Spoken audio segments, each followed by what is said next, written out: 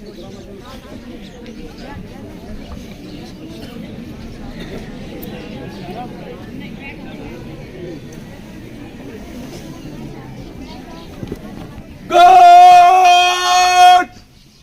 को संभाल देगा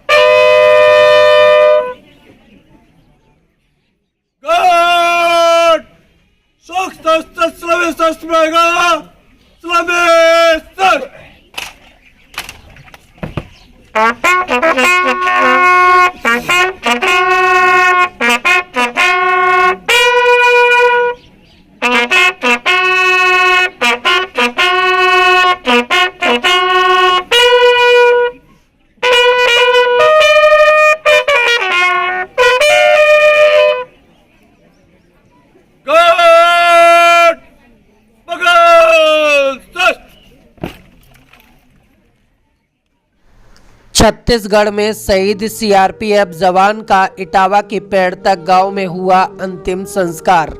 नम आंखों से दी गई विदाई। 1 फरवरी 2024 को छत्तीसगढ़ की दंतेवाड़ा में नक्सलियों के लैंडमाइन से ब्लास्ट में इटावा के सीआरपीएफ जवान घायल हुए थे, जिसके बाद इलाज के लिए उनको दिल्ली के एम्स अस्पताल में भर्ती कराया गया था, जिनकी उपचार के दौरान मृत्यु हो गई। रविवार को शहीद जवान का पार्थिव शरीर उनके पेड़ तक गांव लाया गया। इस दौरान बड़ी संख्या में लोग अंतिम दर्शन के लिए पहुंचे। शनिवार देर रात इटावा डीएम, एसएसपी समेत कई आला अधिकारी भी शहीद के घर पहुंचे। आला अधिकारियों ने परिजनों को सांत्वना दी। इटावा के बसरेर ब्लॉक के अंतर्गत किल्ली सुल्तानपुर गांव के रहने वाले गिरीश बाबू 55 वर्षीय छत्तीसगढ़ के दंतेवाड़ा में सीआरपीएफ में एएसआई पद पर तैनात थे। गिरीश बाबू के बेटे ने बताया कि 1 फरवरी को गिरीश रूटीन गश्त पर निकले थे। इस दौरान नक्सलियों के बिछाए गए आईईडी में ब्लास्ट हो गया। इसकी चपेट में आने से पापा बुरी तरह जख्मी हो गए थे और वह शहीद हो गए हैं। मेरे पिताजी का नाम श्री गिरीश बाबू और का नाम विपिन कुमार, और वो छत्तीसगढ़ में रायपुर में दंतेवाड़े में ड्यूटी चल रही थी उनकी। तो शाम को टाइम मैंने 7 बजे कॉल किया तो उनका फ़ोन स्विच ऑफ गया था। सुबह करीब 11:30 बजे घर से कॉल गई कि आपके पिताजी की गोली लग गई है। तो गोली विस्फोट के बारे में कुछ बताया नहीं गया था मुझे। तो हम सुबह वहाँ से बाहर थे तो निकल आए यहाँ पर आने के बाद पता चला दिल्ली रायपुर भर्ती किया गया। रायपुर से हम भी निकल रहे थे रायपुर के लिए, तो बीच में रोककर कटनी में रोक दिया गया। रोकने के बाद हम लोग फिर वापसी बोला कि दिल्ली रेफ़र कर दिया गया है। दिल्ली रेफ़र करने के बाद बोले 8-9 बजे तक हम लोग घर पे आए। तो दिल्ली के बाद 10 से 9 के टाइम से डेथ की खबर आ गई थी। उनकी डेथ हो गई है, दिल्ली मत आइए, घर पे आ रहे हैं। परिवार में कौन कौन? कैसे परिवार में हम 2 भाई हैं और 2 बहनें हैं। मदर है। या मम्मी है। जो कारीगर आए थे सीआरपीएफ के, तो क्या सांत्वना दी परिवार? वो तो अभी बोल गए हैं कि जो कुछ भी कार्रवाई होगी करके करेंगे। और बस यहाँ पर मुझे भी पार्क, जो भी बोला था शाम के टाइम, पार्क चाहिए यहाँ पर, मूर्ति भी चाहिए मेरे पापा की जल्द से जल्द। ऐसा नहीं होना चाहिए 3-2 साल में हो। शहीद गिरीश बाबू का पार्थिव शरीर जैसे ही गांव में आया तो पूरे गांव में सन्नाटा पसर गया। आसपास के क्षेत्र के लोग शहीद गिरीश बाबू के पार्थिव शरीर के अंतिम दर्शन के लिए पहुंचे। इटावा जिलाधिकारी अवनीश कुमार राय, वरिष्ठ पुलिस अधीक्षक संजय कुमार वर्मा, सांसद डॉक्टर रामशंकर कठेरिया समेत कई आला अधिकारी भी शहीद को श्रद्धांजलि अर्पित करने पहुंचे।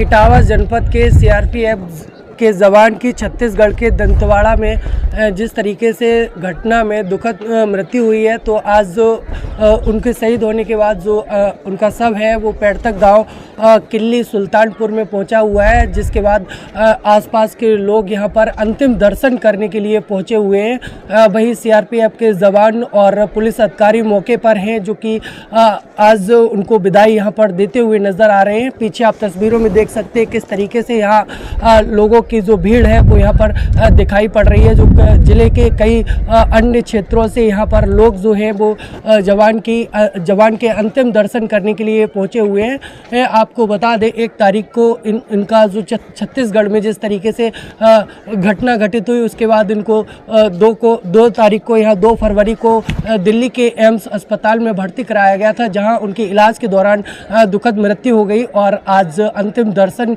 के लिए लोगों की यहाँ पर भीड़ उमड़ी हुई है। यहाँ सभी की आंखें आज नम हैं, लोग नम आंखों से उनको आज विदाई देते हुए नजर आ रहे हैं। राजकीय सम्मान के साथ गिरीश बाबू को गार्ड ऑफ ऑनर दिया गया। रविवार को शहीद गिरीश बाबू का अंतिम संस्कार उनके पेड़तक गांव किल्ली सुल्तानपुर में हुआ। शहीद गिरीश बाबू के अंतिम संस्कार में सीआरपीएफ के अधिकारी, क्षेत्र की जनता, राजनीतिक दलों के नेता शामिल हुए। गिरीश बाबू के 2 बेटे और 2 बेटियां हैं। इसमें एक बड़ी बेटी की शादी हो चुकी है। गिरीश बाबू का बड़ा बेटा पुष्पराज 27 वर्ष, छोटा बेटा विपिन कुमार 23 वर्ष, बड़ी बेटी प्रियंका गोयल 25 वर्ष और छोटी बेटी वैष्णवी है।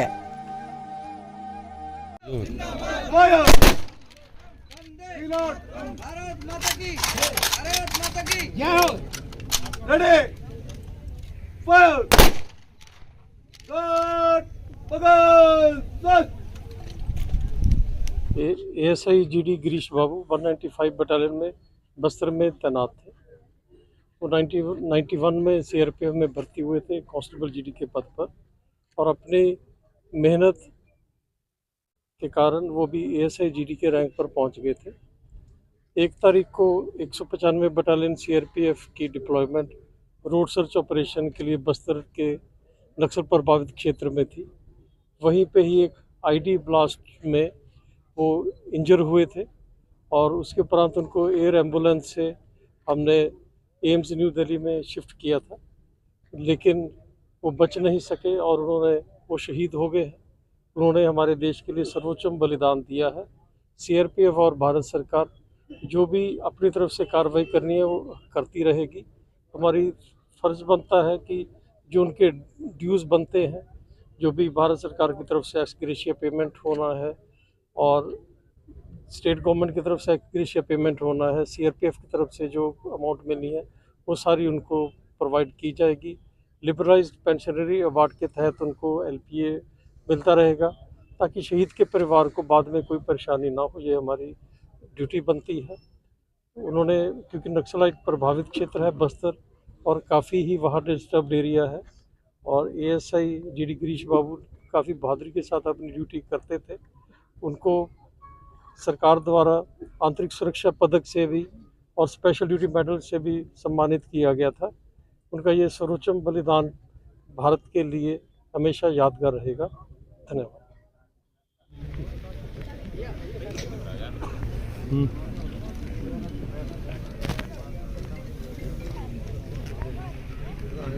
अभी